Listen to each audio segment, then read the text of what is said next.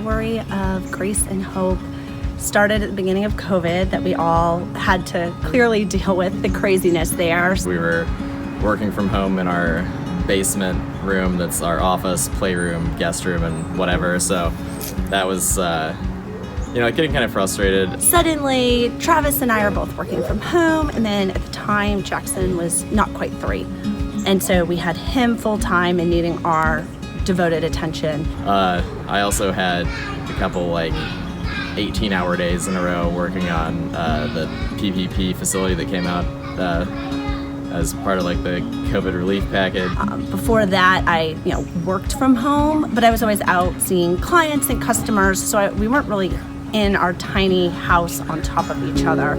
And unfortunately, we had this space that is our office, playroom, swing space, which didn't work when everyone is there. And I was, 8 months pregnant at the point. Then all of a sudden my water broke at 5 weeks early. Again, not expecting that.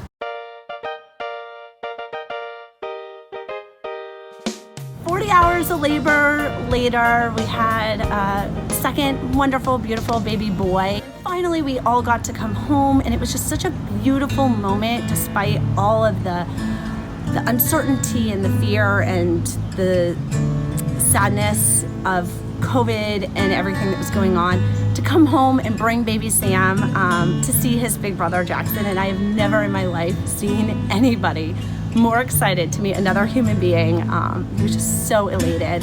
That was a beautiful, beautiful time for us. And so we started settling in to being family of 4 by ourselves in our little quarantined house.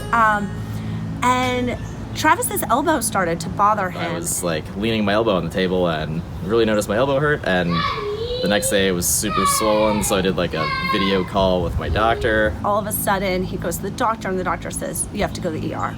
And I kind of, hunkered down home with a newborn and a toddler and craziness, and said, okay, I can survive a day.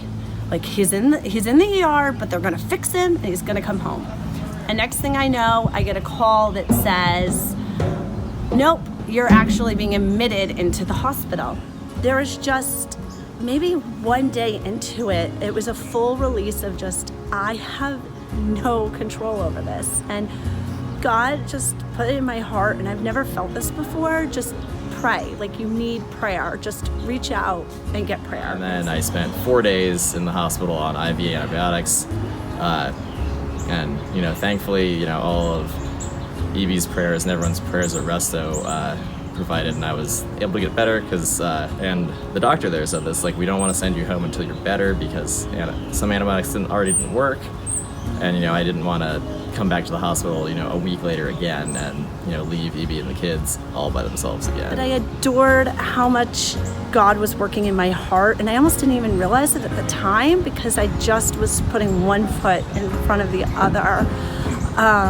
But he really was there, holding our family, comforting us, providing the right people at the right time, the right words at the right time, which is just, it just gives me such a level of faith and hope in God, that even when these bad things happen, he's there and he's holding us and protecting us. And, if we just give it all to him and release, he will take care of us. Because honestly, that's all I could do, was just release.